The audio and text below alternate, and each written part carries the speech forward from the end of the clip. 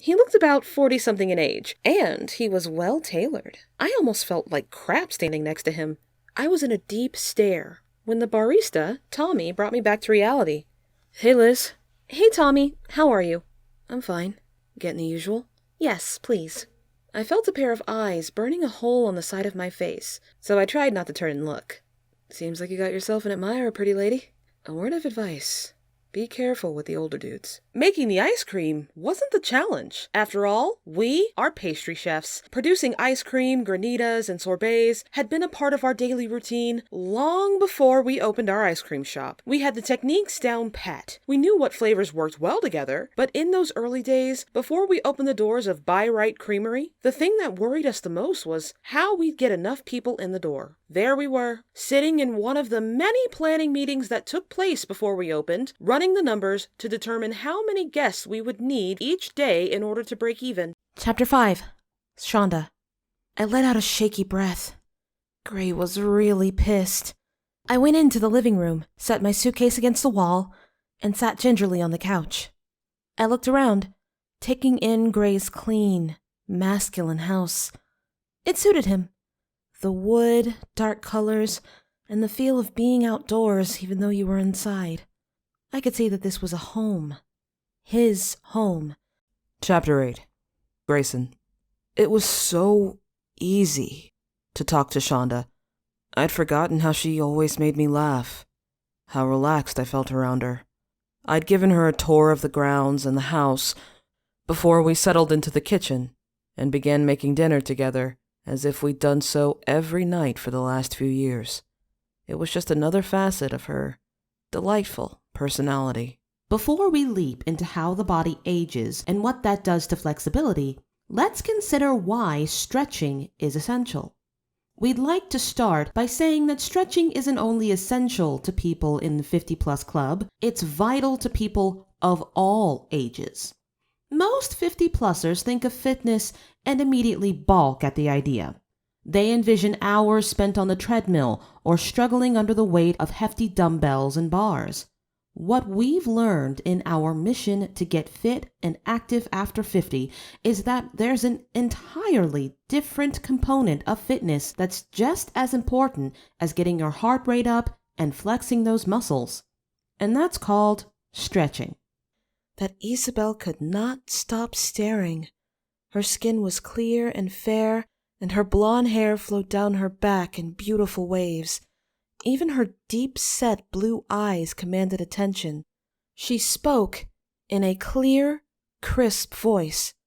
"Clara, I was treating my client Miguel Vicente the other day, and a physician was in attendance. He had come to see my work because he was amazed at how well Miguel was healing. The doctor told me he had tried everything he could think of, and the man was still in agonizing pain. I tried the healing salves, and even the ergot I used for his wife's birthing pain. Nothing worked. Then I moved my hands above his body, the way I've seen you do, and within minutes, his pain lessened and he slept. The doctor was astounded and begged me to teach him. Should I?" "Anna, that is a difficult question." Clara's face contorted in concern and anguish, and the animation drained out of her eyes. "You will be putting yourself in jeopardy if you do teach El Doctor. On the other hand, teaching our skills to others means more people can heal.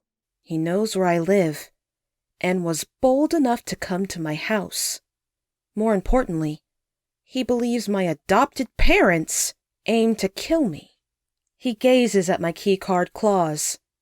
I'm not here to hurt you. That's exactly what a killer would say. Who sent you? I'm harmless, he chortles. Put down your weapon.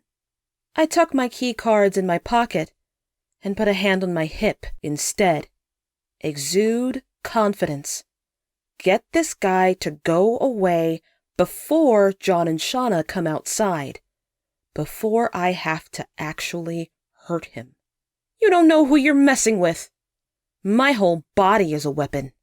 He scans me. A long up and down stare.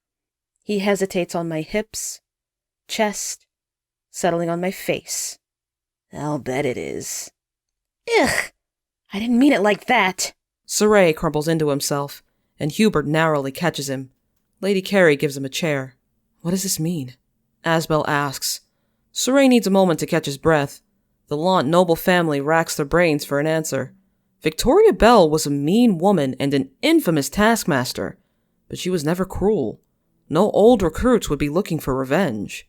Moreover, the imposter looked older than the Major. There was no one from the woman's past that could come after her. She grew up in Lant. With her husband gone, Major Victoria has no living family. Lady Carey directed the funerals for her mother, father, and 2 brothers. I think this means that this Crow woman might be right, Saray says. The Lants gaze up at him, almost insulted he would even suggest it. Perhaps even more so, that he's probably right. Is there anything else that can corroborate her story? There is one thing, but we'll need to go to the Major's house, Hubert says gravely. I need to know if you're up to it. At first, Asbel thinks Hubert is talking to Saray. It takes him a second to realize that it's him everyone's concerned about. I'm fine, Asbel insists. Saray and Sharia fixed me up. I'm good to go.